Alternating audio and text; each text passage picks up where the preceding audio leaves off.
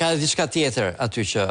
që kërkohet, në fakt nga kjo protestë, aty kërkohet nëse mund ta përkthej kështu si duhet në thelb të saj, kërkohet edhe një set rregullash që ta bëjnë qytetarin të ndihet pjesë e sistemit politik. Pra kjo që ne heqim një emër, vëm një emër dhe shpëtuam një pjesë e njerëzve aty në sheshe kuptojnë që kjo nuk mjafton pa pasur rregulla që këtë emrin tjetër që do vi mos ta lërë të bëjë çfarë të dojë, pastaj se ne këtë problem kemi. Ne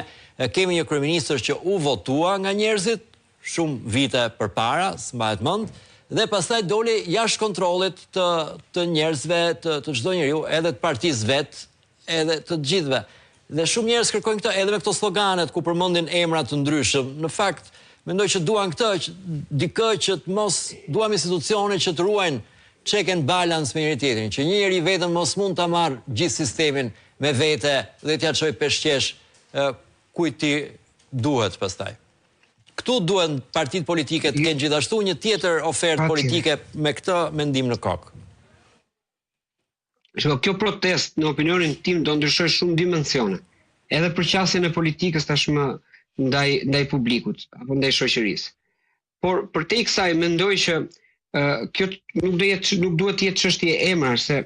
ne jemi në këtë moment dhe ka një revolt të madhe që domethënë gati shkon dhe deri të themi her pas here edhe në thirrje shkon edhe në ankesën që mund të kenë opozitës, për shkak se për vite me radhë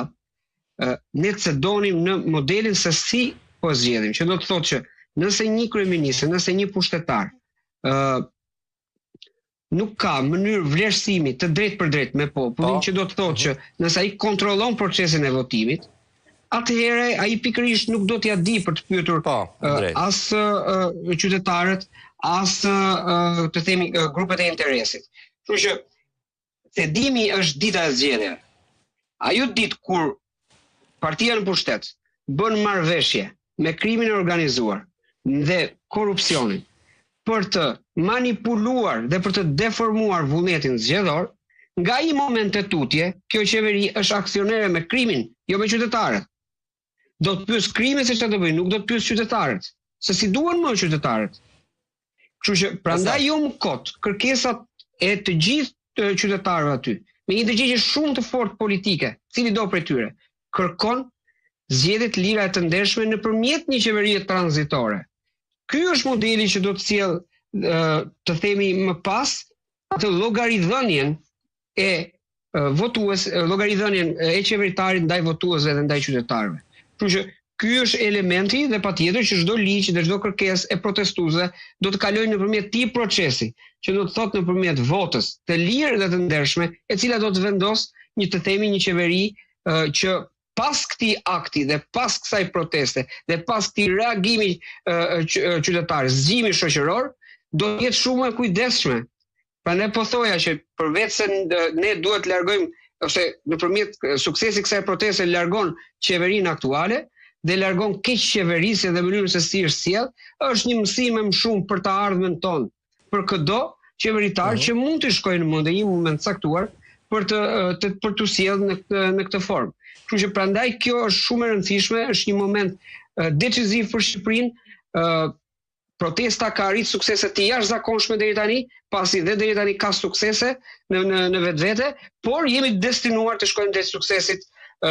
themelor vendimtar dhe më të rëndësishëm, që është detyrimi i kryeministit për të dhënë dorëheqjen. Ajo do të jetë arritja më e madhe e gjithë shoqërisë, e çdo socialisti, e çdo demokrati, por dhe e çdo të palinduri shqiptar që do të jetojnë këtë tokë, pasi është rivendosja e rregullit dhe e rendit shoqëror, që kur ti ke qeverisë, kur ti sillesh me arrogancë, kur ti përqendron të gjithë pushtetin në duart e tua, qytetarët shohen, reagojnë, mblidhen qindra mira dhe nuk lejojnë të katandiset vendi në një autokraci apo në një sundim. Kështu që